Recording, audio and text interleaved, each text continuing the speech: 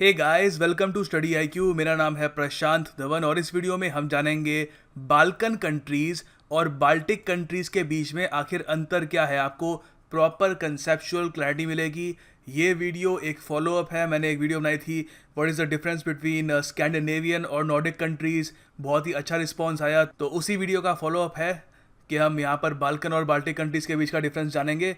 इसके अलावा आपको और कोई एक ज्योग्राफी बेस्ड टॉपिक पे अगर आप वीडियो चाहते हैं तो आप नीचे कमेंट बॉक्स में लिख सकते हैं, उन पर वीडियोस भी बनाने की कोशिश करेंगे। So for the time being अभी बाल्कन और बाल्टिक कंट्रीज के बीच में अंतर जानते हैं। स्टडी आईक्यू के pen drive and tablet courses various comparative exams के लिए अवेलेबल हैं, जैसे कि SSC CGL, bank PO clerk, CLAT, KVS. हमारा hottest selling SSC CGL 2017 pen drive course आपको वेरियस एग्जाम्स की प्रेपरेशन में हेल्प करेगा। और अब रिसेंटली हमने UPSC pen drive and tablet course भी लॉन्च किया है। ये कोर्स बनाया है भूमिका सैनी मैम ने, जिनकी 2016 यूपीएससी एग्जाम में 664 रैंक आई है। Doctor Gaurav Garg and doctor Mahipal Singh Rathore ने। पेन ड्राइव या टैबलेट कोर्स बाय करने के लिए आप विजिट कर सकते हैं studiiq.com या कॉल कर सकते हैं इस नंबर पर 9580048004। सबसे पहले हम बाल्टिक नेशंस के बारे में कुछ पढ़ लेते हैं, फिर मैं आपको दोनों बाल्कन और बाल्टिक कंट्रीज मैप में अच्छे से दिखाऊंगा। देखो, बाल्टिक नेशंस 3 कंट्रीज से मिलके बनते हैं। जी हाँ, सिर्फ 3। वो 3 कंट्रीज हैं एस्टोनिया, लटविया और लिथुएनिया। अभी हम मैप में अच्छे से इसको पढ़ेंगे। आपको एग्जामिनेशन पॉइंट ऑफ व्यू से क्या याद रखना है, बहुत ही ईजी है। तीनों बाल्टिक कंट्रीज यूरोपियन यूनियन के मेंबर हैं, नेटो के मेंबर हैं और यूरोजोन के ही मेंबर है। मतलब कि इनकी करेंसी क्या है, यूरो। याद रखना कितना आसान हो गया ना। कई बार स्टूडेंट्स मुझसे पूछते हैं कि सर यूरोप में इतनी सारी कंट्रीज़ हैं, कौन सी यहाँ पे यूरो यूज़ करती है, कौन सी अपनी नेशनल करेंसी को यूज़ करती है, हमको इसमें डिफरेंस कैसे पता लगेगा। तो मैं कहता हूँ कि रीजन्स में डिवाइड कर दो।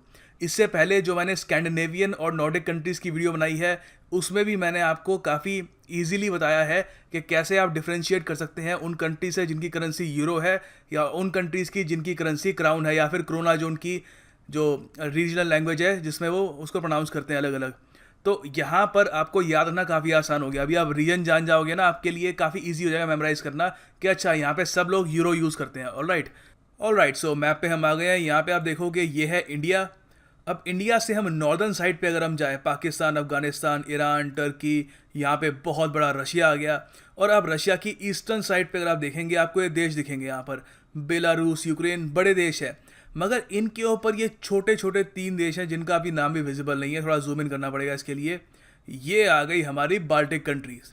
अब हम बाल्टिक कंट्रीज़ इनको कहते क्यों हैं, देखिए पहली बात तो अगर आप थोड़ा नज़र डालें यहाँ पे लिखा हुआ है बाल्टिक सी। मैं उम्मीद करता हूँ आपको नज़र आ रहा होगा, थोड़ा जूम इन करता हूँ। ये है बाल्टिक सी। ऑलराइट, अब बाल्टिक सी आप देख पा रहे होंगे स्कैंडिनेवियन कंट्रीज़ के पास है। स्कैंडिनेवियन कंट्रीज़ क्या है, अलग से मैंने वीडियो बनाई है, आप देख सकते हैं। वैसे फिर भी आपको बता रहा हूँ, ये 3 देश मिलकर स्कैंडिनेवियन देश बनाते हैं, स्वीडन, नॉर्वे और डेनमार्क। और यहाँ पे आप देखोगे स्वीडन की कोस्टल लाइन जो है इसको टच करता है बाल्टिक सी।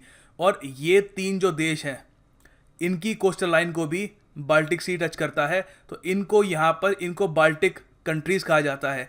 क्या स्वीडन एक बाल्टिक कंट्री है? नहीं, स्वीडन को एक बाल्टिक नेशन नहीं कहा जाता। तो ये 3 कंट्रीज़ हैं। अब आप यहाँ पे देखोगे कि ये रशिया के बहुत ही ज़्यादा पास है, राइट। ये 3 कंट्रीज़ रशिया के बहुत ज़्यादा करीब है। और एक ज़माने में 1991 से पहले ये यूएसएसआर मतलब सोवियत संघ का हिस्सा भी थी। मतलब कि तीनों देशों को आज़ादी मिली 1991 में। ऑलराइट, तो हमने अभी यहाँ पे इन देशों की ज्योग्राफी समझ ली। अब नीचे यहाँ पर ये कंट्रीज़ का जो ग्रुप है, यहाँ पर ये है हमारे बाल्कन कंट्रीज़। इनके बारे में बाद में बात करेंगे। पहले मैं आपको एक एक करके ये तीनों जो कंट्रीज़ हैं एस्टोनिया, लटविया, लिथुएनिया, इनके बारे में बताता हूँ। Then we will come to the Balkan nations. सबसे पहले बात करते हैं एस्टोनिया की। एस्टोनिया एक डेवलप्ड कंट्री है और काफ़ी हाई इनकम बेस्ड इकोनॉमी है। मतलब कि खुशहाल है, काफ़ी तरक्की कर चुके हैं वो लोग। वहाँ पर फ्री हेल्थ केयर है। फ्री हेल्थ केयर मतलब कि किसी को अगर हॉस्पिटल जाना है तो हमारे यहाँ जैसे इंडिया में होता है प्राइवेट हॉस्पिटल्स लाखों रुपए ले लेते हैं, वैसा वहाँ पे कोई सिस्टम नहीं है। आप टैक्सेस अपने टाइम पे दो, टैक्सेस वहाँ पे ज़्यादा हैं और उसके बदले आपको सरकार हेल्थ केयर प्रोवाइड करेगी। एजुकेशन फ्री है। और उसके अलावा जो एस्टोनिया का कैपिटल है तालिन, यहाँ पर इनके कैपिटल में ट्रांसपोर्ट फ्री है। जी हाँ, बसेस, मेट्रो सब कुछ फ्री है कैपिटल में। और ये आपको जो पूरा रीजन है, एक्चुअली देखो स्कैंडिनेवियन कंट्रीज़ और जो बाल्टिक कंट्रीज़ है दोनों, इनमें आपको दो चीज़ें बहुत हाई मिलेंगी। एक तो है ह्यूमन डेवलपमेंट इंडेक्स काफ़ी हाई होगा, उसके अलावा जीडीपी पर कैपिटा भी काफ़ी हाई होगी ऐसी कंट्रीज़ की।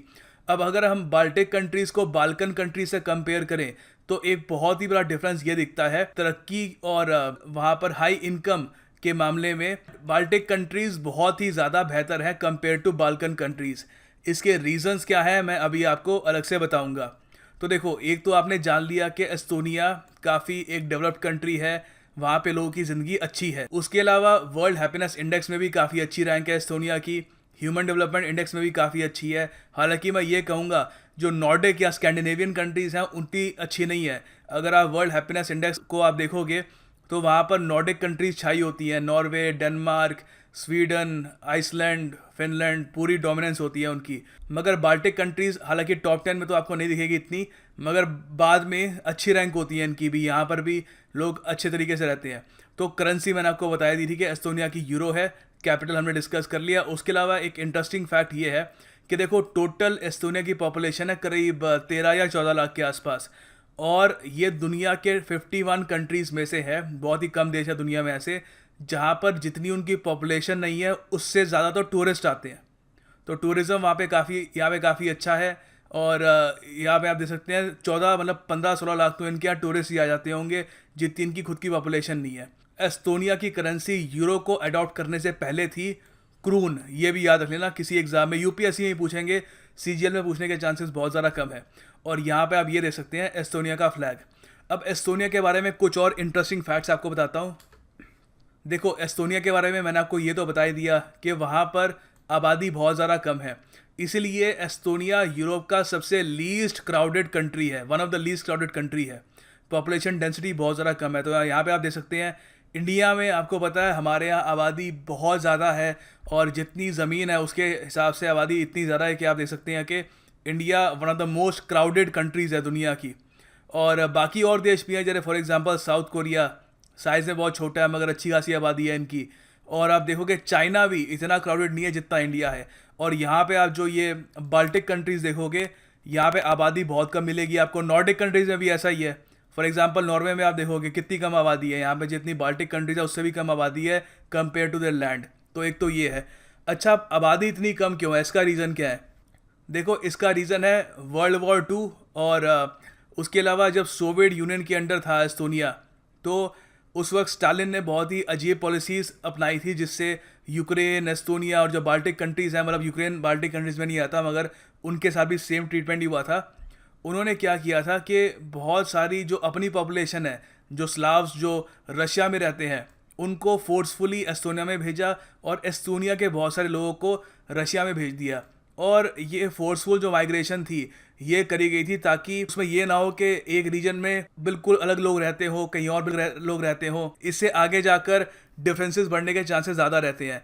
मगर इस पॉलिसी की वजह से कई लोग बेघर हो गए, कई लोग दूसरे देश में बस नहीं पाए, उनका रोज़गार नहीं चल पाया, तो कई लोगों की मौतें भी हुई ऐसे। तो एक बहुत ही एक ख़राब एक एक्सपेरिमेंट था उस वक्त सोवियत सरकार द्वारा। तो एक तो उसकी वजह से काफ़ी इनकी पॉपुलेशन कम हो गई एस्टोनिया की। उसके अलावा वर्ल्ड वॉर 2 में आपको ये तो पता होगा हिटलर एक बहुत ही एम्बिशियस डिक्टेटर था।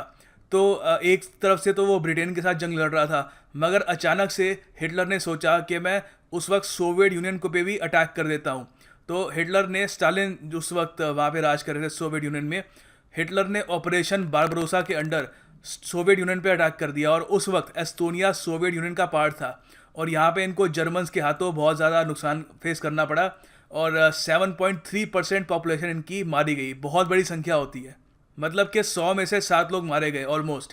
तो आप इससे अंदाज़ा लगा सकते हैं कि पॉपुलेशन को, ओवरऑल पॉपुलेशन ग्रोथ को कितना इससे नुकसान हुआ होगा। क्योंकि अब इसकी वजह से देखो क्या हुआ, जो यहाँ पे 7.3% लोग मरे थे ये ज़्यादातर आदमी थे, मेल पॉपुलेशन थी। तो उसकी वजह से एस्टोनिया में जो सेक्स रेशियो है वो भी बहुत ज़्यादा ख़राब हो गया, औरतों की संख्या बहुत ज़्यादा बढ़ गई, मर्दों की संख्या उतनी थी नहीं।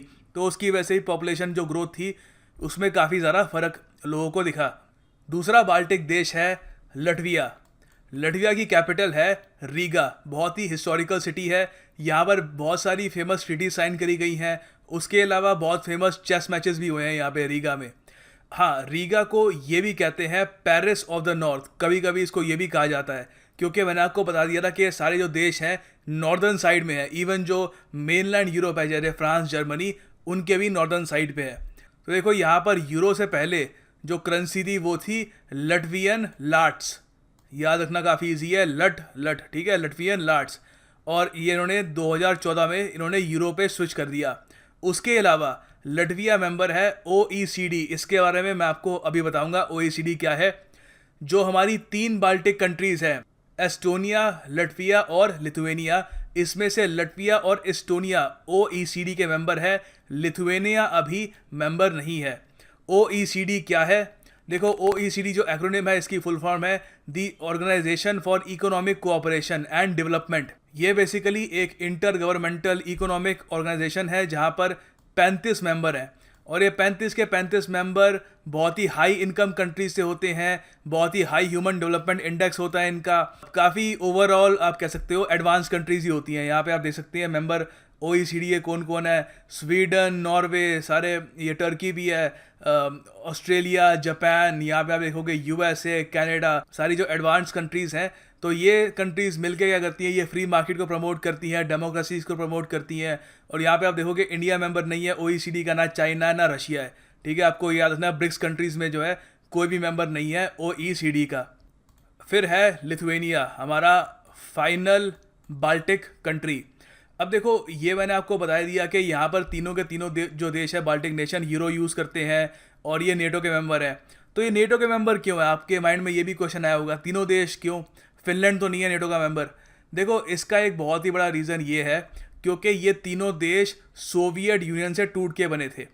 अब लिथुएनिया पहला देश था जब सोवियत यूनियन टूटने लग गया था, जब बिखरने लग गया बहुत सारे देशों में, तो पहला कंट्री था लिथुएनिया जो अलग से उसने अपनी इंडिपेंडेंस घोषित कर दी थी।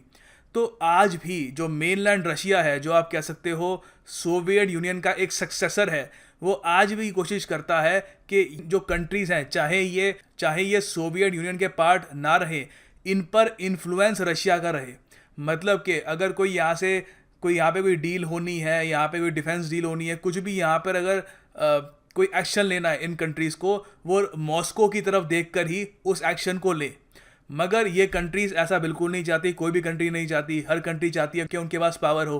तो इन कंट्रीज़ को सबसे बढ़िया ऑप्शन लगा कि नेटो ज्वाइन कर लेते हैं, कि अगर कल को जैसे यूक्रेन में रशिया ने क्राइमिया हथिया लिया, वैसे ही कल को लिथुएनिया वापस हथियाने की कोशिश करता है रशिया, या फिर ये एस्टोनिया को वापस हथियाने की कोशिश करता है, तो कम से कम पूरा नेटो उनके पीछे खड़ा है। अब इंटरेस्टिंग बात यह है, यूक्रेन नेटो का मेंबर नहीं था। अगर यूक्रेन नेटो का मेंबर होता तो रशिया कभी भी क्राइमिया नहीं हथियाता वहाँ पे। अब देखो, इंडिया में क्या है कि रशिया की एक बहुत ही डिफरेंट इमेज है। हम लोग देखते हैं रशिया को एक फ्रेंडली कंट्री। 1971 वॉर में जब US और ग्रेट ब्रिटेन हम पे अटैक करने वाले थे, तो रशिया ने उस वक्त, सोवियत यूनियन ने हमको बचाया, और ओवरऑल एक हिस्टोरिक हमारे फ्रेंडली रिलेशंस रहे हैं, वो अलग है। मगर हमको ये भी देखना होगा कि बाकी जो आसपास के देश हैं, उनके लिए रशिया वो रशिया नहीं है जो हमारे लिए है, ठीक है। तो हमारे लिए अलग रिलेशन है उनके, और इनके लिए काफ़ी एक अलग उनकी इमेज है, ठीक है। तो खैर ये, और उसके अलावा मैं आपको ये बता दूं कि यहाँ पे जो भाषा बोली जाती है लिथुएनियन, ये संस्कृत के बहुत ही ज़्यादा करीब है। ये तीनों जो बाल्टिक नेशंस हैं, एस्टोनिया, लटविया, लिथुएनिया, यहाँ पे जो भाषाएं हैं इनकी, ये इनको इंडो यूरोपियन लैंग्वेजेस मानते हैं। और यहाँ पर इनका बहुत ही स्ट्रॉन्ग कनेक्शन है संस्कृत का। हालांकि आगे जाकर अगर आप नॉर्वेजियन या स्वीडिश भी देखोगे, उसमें भी आपको संस्कृत के कुछ अंश दिखेंगे, मगर लिथुएनियन में तो आपको प्रॉपर वर्ड्स मिलते हैं संस्कृत पे। आप अलग से गूगल करिएगा, आपको काफ़ी इंटरेस्टिंग फैक्ट्स इसके पता लगेंगे। और उसके अलावा लिथुएनिया अकेला देश है दुनिया का जिसकी ऑफिशियल सेंट है। देखो, हर देश का ऑफिशियल जानवर होता है, ऑफिशियल कोई उसका कोई गाना होता है, कुछ होता है, मगर इनकी एक सुगंध है ऑफिशियल, लिथुएनिया की सुगंध, जिसको नाम ही दे रखा है इन्होंने, द सेंट ऑफ लिथुएनिया। फिर है बाल्कन कंट्रीज, काफ़ी इंटरेस्टिंग है। देखो, बाल्टिक कंट्रीज और बाल्कन कंट्रीज में एक तो ह्यूमन डेवलपमेंट इंडेक्स का डिफरेंस है, दूसरा एक बहुत ही बड़ा डिफरेंस ये भी है कि बाल्कन कंट्रीज में कोई आपस में कोई उनकी ग्रुप नहीं है, कोई आपस में कोई कोलैबोरेशन नहीं है। फॉर एग्जांपल, बाल्टिक कंट्रीज आपस में मिलकर डिसीजन लेती हैं, इंटर गवर्नमेंटल कोई ऑर्गेनाइजेशन है वहाँ पर मिलके जाते हैं, और फॉरेन पॉलिसी भी बहुत हद तक सिमिलर है। और एक बाल्टिक कंट्रीज़ का एक ऑफिशियल ग्रुप भी है। मगर बाल्कन कंट्रीज़ का ऐसा कुछ नहीं है, ये बेसिकली एक बाल्कन पेनिनसुला है जिसको मैं आपको मैप में दिखाऊंगा। उसमें बहुत सारी कंट्रीज़ आती हैं। अब इनकी आपस में हिस्ट्री भी रही है बहुत लंबी। ये कई मेजर जो एम्पायर्स है उनके अंडर रही है ये countries. For example Austro Hungarian empire, उसके अलावा ओटोमन एम्पायर के अंडर भी रही है। फिर आपस में बाल्कन वॉर्स भी थी। फिर उसके बाद यहाँ पर ये जो बाल्कन पेनिनसुला है वहाँ पर कुछ देशों का एक ग्रुप बन के एक नया देश उभरा। आप बता सकते हैं मैं किसकी बात कर रहा हूँ? यूगोस्लाविया, जो बाद में वो भी टूट गया। तो ये इनकी एक हिस्ट्री है। तो हम बेसिकली बाल्कन कंट्रीज़ के बारे में पढ़ेंगे ताकि इन कंट्रीज़ की लोकेशन और जो आपस में थोड़ी बहुत जो सिमिलैरिटीज़ हैं इनकी हिस्ट्री को लेकर, कल्चरली इतनी नहीं है, हिस्ट्री को लेकर जो सिमिलैरिटीज़ हैं उसके बारे में हम जान पाएँ। तो बाल्कन कंट्रीज़ में कौन कौन सी कंट्रीज़ आती हैं? पहले आती है रोमेनिया, फिर स्लोवेनिया। स्लोवेनिया आजकल बहुत ज़्यादा फेमस क्यों है? देखिए, डोनाल्ड ट्रंप की जो पत्नी है मेलानिया ट्रंप, वो ओरिजिनली स्लोवेनिया से है, बाद में वो यूएस चली गई थी। फिर है Croatia, Bosnia and Herzegovina, Serbia, Montenegro, Macedonia, जहाँ से कौन आए थे? अलेक्जेंडर महान, अलेक्जेंडर द ग्रेट मैसेडोनिया के थे। बल्गेरिया, अल्बेनिया और ग्रीस। और साथ में टर्की का एक छोटा सा सेक्शन भी इसमें था, बाल्कन कंट्रीज़ में आता है। बहुत ही छोटा, बस जो टिप होती है टर्की की नॉर्दर्न साइड पे वो आती है। तो अब आपको मैप में दिखाता हूँ बाल्कन कंट्रीज़ क्या है। अब मैं आपको और चीज़ें समझा पाऊंगा। यहाँ पे देखो, पहली बात तो ये बाल्टिक कंट्रीज़ हो गई, यहाँ पे ऊपर एस्टोनिया, लटविया, लिथुएनिया। फिर आप यहाँ पे देखोगे खूब सारी कंट्रीज़ हैं रास्ते में। फिर हम बाल्कन कंट्रीज़ के बीच में आते हैं।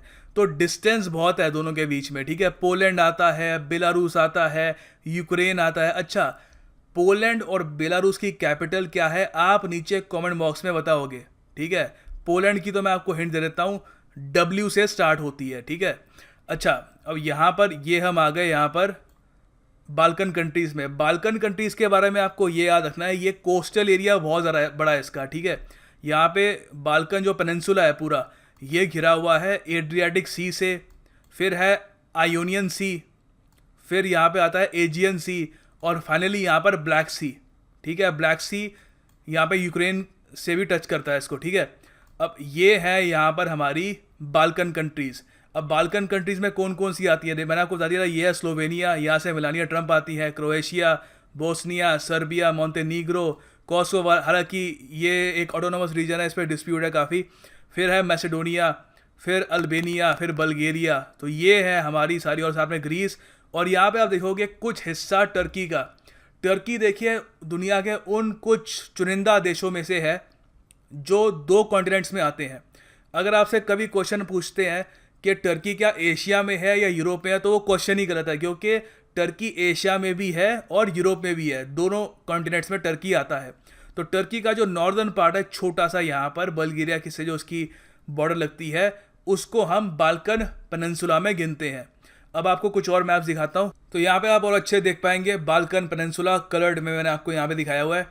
अब देखो ध्यान से सुनना, बहुत ही लंबे समय तक इस रीजन में कोई ना कोई फॉरेन पावर आके इनको इन्वेड कर लेती थी। फॉर एग्जांपल, पहले ऑस्ट्रो हंगेरियन एम्पायर आ गया, उन्होंने यहाँ का जो रीजन है, थोड़ा जो नॉर्दर्न पार्ट है इस पेनिनसुला का, वो कब्जा लिया। बाद में ओटोमन एम्पायर भी आया, उनकी भी वॉर चलती रही, उन्होंने भी कभी कुछ एरिया कब्जाया, कुछ नहीं कब्जा पाए, काफ़ी लंबी वो भी जंग चली। और ओटोमन एम्पायर आया कहाँ से था? वो आया था टर्की से। तो जब ओटोमन एम्पायर डिसइंटीग्रेट हो गया, जब टूट गया, तो वो टूट फूट के क्या बन के रह गया? टर्की। जो आज का जो मॉडर्न डे टर्की है, वो आप कह लीजिए हेडक्वार्टर था ओटोमन एम्पायर का। तो जब वर्ल्ड वॉर 1 ख़त्म होती है, वर्ल्ड वॉर 1 कब ख़त्म हुई थी? 1918 में। तो उस वक्त जब ओटोमन एम्पायर की हार होती है, तो यहाँ के जो लोग थे उनको लगा कि हमको अपना एक देश बनाना चाहिए, और इसी फीलिंग ने जन्म दिया यूगोस्लाविया को। अब हालांकि जब पहले इन्होंने ये बनाया अपना देश 1918 में, तो उसका नाम यूगोस्लाविया वाले लोग कहते थे उसको, मगर उसका उन्होंने नाम दिया था the kingdom of shrubs, Croatia वगैरह, काफ़ी लंबा सा नाम था उसका। ये जो देश था ये ज़िंदा रहा फ्रॉम 1918 वर्ल्ड वॉर 1 के ख़त्म तक, और 1941, क्योंकि 1941 में हिटलर और इटली ने फोर्स कर दिया क्रोएशिया को कि ये जो देश है ये तोड़ दे, और 1941 में वो देश टूट गया। मगर जैसे ही वर्ल्ड वॉर 2 ख़त्म होती है, वापस ये सब देश मिल जाते हैं, और 1945 में ऑफिशियली शुरू होता है यूगोस्लाविया। आपने काफ़ी बार सुना होगा इसके बारे में। तो यूगोस्लाविया का जन्म होता है और यूगोस्लाविया टूट गया था 1992 में। तो 1992 में वापस ये था सारे देश जो ये अभी आपको अलग से मैप दिखाऊंगा यूगोस्लाविया का। तो ये सारे देश वापस इंडिपेंडेंट कंट्रीज बन गए। सर्बिया, क्रोएशिया, ये सब मिलके बनाते थे यूगोस्लाविया। यूगोस्लाविया के बारे में ये जान लो, एक सोशलिस्ट कंट्री थी जो काफ़ी हद तक कम्युनिस्ट आइडियोलॉजी से इंस्पायर्ड थे। उनके बहुत ही फेमस लीडर थे टीटो, TITO। ये जो यूगोस्लाविया था वो एक डिक्टेटरशिप थी और वहाँ पर बस एक ही डिक्टेटर था, टीटो। उसने पूरी एक यहाँ पर अपनी डोमिनेंस बना के रखी हुई थी। और टीटो की मौत जब हुई थी 1980s में, उसके बाद से लग रहा था कि अब यूगोस्लाविया पता नहीं कहाँ पर जाएगा, क्योंकि टीटो के बाद कोई यहाँ पे प्रॉपर लीडर आया नहीं। टीटो के जो अंडर काम करते थे उन लोगों ने अलग अलग रीजन संभाल लिए अपने और उन्होंने काम चलाने की कोशिश करी। और यूगोस्लाविया की सक्सेस का एक कारण ये भी था कि यूगोस्लाविया ने कभी भी किसी का साथ नहीं दिया, किसी एक बड़ी पावर का साथ नहीं दिया। ये नॉन अलाइनमेंट मूवमेंट जो थी ना, जिसमें इंडिया ने एक बहुत ही बढ़ चढ़ के पार्टिसिपेट किया, इंडिया एक फाउंडिंग मेंबर था, उसमें यूगोस्लाविया भी एक फाउंडिंग मेंबर था। तो यूगोस्लाविया भी ये नहीं चाहता था कि USA या सोवियत यूनियन की जब कोल्ड वॉर चल रही थी उसके बीच में ये पिसे। तो इन्होंने अपनी खुद की एक रास्ता इन्होंने चुना और इसका इनको फ़ायदा भी हुआ, क्योंकि इनको फंड मिलते रहे USA से और साथ में सोवियत यूनियन से भी। और दोनों देश आपस में कंपटीशन करते रहे कि यूगोस्लाविया को ज़रा फंड कौन देगा ताकि यूगोस्लाविया इवेंचुअली उनकी साइड ले। तो इसकी वजह से यहाँ पर काफ़ी खुशहाली रही जब तक यूगोस्लाविया जिंदा रहा। काफ़ी एक अच्छी सरकार चलाई इन्होंने। बट इवेंचुअली जैसे ही सोवियत यूनियन जब गिर गया 1991 में, तो उसके बाद यहाँ पर भी जो मोराल था लोगों का वो बहुत ज़्यादा कम हो गया और ये सारी स्टेट्स आपस में बिखर गई। तो यहाँ पे आप देख सकते हैं ये था यूगोस्लाविया और ये अलग अलग बढ़ गए यहाँ पर, ठीक है। Bosnia, Croatia, Macedonia, Montenegro, Slovenia, ये सारे देश थे। All these countries made Yugoslavia. तो ये एक काफ़ी इम्पॉर्टेंट चैप्टर है बाल्कन पेनिनसुला के रीजन का, यूगोस्लाविया देखिए अपने आप में एक इंटरेस्टिंग कंट्री ये भी था कि क्योंकि लोग ये भी मानते हैं यूगोस्लाविया का अपना एक स्पेस प्रोग्राम था। ये बात हालांकि USA ने ऑफिशियली कभी कही नहीं है, आप इसके बारे में इंटरनेट पे ऑनलाइन पढ़ सकते हैं कि यूगोस्लाविया के पास इतने फंड्स आ गए थे और टीटो इतने विजनरी लीडर थे उस ज़माने के हिसाब से कि उन्होंने अपना स्पेस प्रोग्राम शुरू कर दिया और काफ़ी आगे भी जा चुके थे। और कुछ लोग ये भी मानते हैं, काफ़ी किताबें भी लिखी हुई हैं इस पर, एक डॉक्यूमेंट्री भी है, Houston we have a problem. तो उसमें बताया गया है कि जो आपको पता है सोवियत यूनियन के साथ कोल्ड वॉर चली थी USA की, उस समय स्पेस रेस एक बहुत ही इंपॉर्टेंट पार्ट था उसका, कि अंतरिक्ष में कौन सा देश ज़्यादा अच्छी वहाँ पे कोई तरक्की या कोई एकम्प्लिशमेंट करके दिखाता है। तो USA का जो स्पेस प्रोग्राम था नासा के अंडर बहुत ही ज़्यादा ख़राब चल रहा था। तो उस समय क्या हुआ था, टीटो जो थे यहाँ पे यूगोस्लाविया के लीडर, उन्होंने यूगोस्लाविया का स्पेस प्रोग्राम अमेरिकन को बेच दिया। अब इसका ऑफिशियली कुछ है नहीं, मगर काफ़ी रीडिंग के लिए काफ़ी कुछ आपको एक मटेरियल मिल जाएगा अगर आप सर्च करोगे। तो इससे मैं आपको बता रहा हूँ यूगोस्लाविया की इसकी जो सिग्निफिकेंस थी वो क्या थी। अब ज़रा यहाँ पे कुछ जो कंट्रीज़ हैं इनको अच्छे से देख लेते हैं, इनकी कैपिटल्स देख लेते हैं, एग्जाम में काम आ जाएगी आपको। रोमेनिया एक बहुत ही ज़्यादा इंपॉर्टेंट कंट्री है, इसकी कैपिटल है ब्यूकारेस्ट। इसको ब्यूकारेस्ट कहते हैं, बुचारेस्ट नहीं कहते, ठीक है। फिर है बल्गेरिया, इसकी कैपिटल है सोफिया। फिर यहाँ पे आप देखो बोस्निया की जो कैपिटल है वो है सराजेवो। और सर्बिया की कैपिटल याद रखना ये है बेलग्रेड। और यहाँ पे ग्रीस की कैपिटल जो है वो है एथेंस। टर्की की कैपिटल क्या है, अंकारा, इस्तांबुल नहीं है। और यहाँ पे अगर आप थोड़ी नज़र डालो, स्लोवेनिया की कैपिटल है ल्यूब्लाना, ठीक है। इसका नाम अजीब सा है, ये मेरे पूछेंगे नहीं आपसे इतना, ये आपको याद रखना है इस बाल्कन रीजन के बारे में। अच्छा, आप देखो जो बाल्कन रीजन है उसके बारे में जान लो और अच्छे से कि यहाँ पे नेटो का मेंबर कौन है, यूरोपियन यूनियन का मेंबर कौन कौन है। देखो नेटो के जो मेंबर हैं वो है Albania, Bulgaria, Croatia, Greece, Romania, Slovenia और टर्की। टर्की तो बहुत ही एक इंपॉर्टेंट मेंबर है नेटो का और न्यूज़ में भी काफ़ी था। फिर अगला यहाँ पे आपको ये पता होना चाहिए कि यूरोपियन यूनियन के मेंबर कौन कौन है। तो वो है बल्गेरिया, क्रोएशिया, ग्रीस, रोमेनिया और स्लोवेनिया। अब इसमें से अपनी खुद की करेंसी कौन कौन कंट्रीज़ यूज़ करते हैं, ठीक है, मतलब कि वो यूरो नहीं इस्तेमाल करते। तो वो है अल्बेनिया, यहाँ की करेंसी है लेक। बोस्निया, यहाँ की करेंसी है कन्वर्टेबल मार्क। और फिर है मैसेडोनिया, यहाँ पे है दिनार, स्पेलिंग का डिफरेंस है, सर्बिया की भी दिनार है, इनकी भी दिनार है, पर ये आई लगाते हैं, ये ई लगाते हैं, ठीक है। और टर्की में क्या चलता है, लीरा, ऑलराइट। और टर्की यूरोपियन यूनियन का मेंबर नहीं है।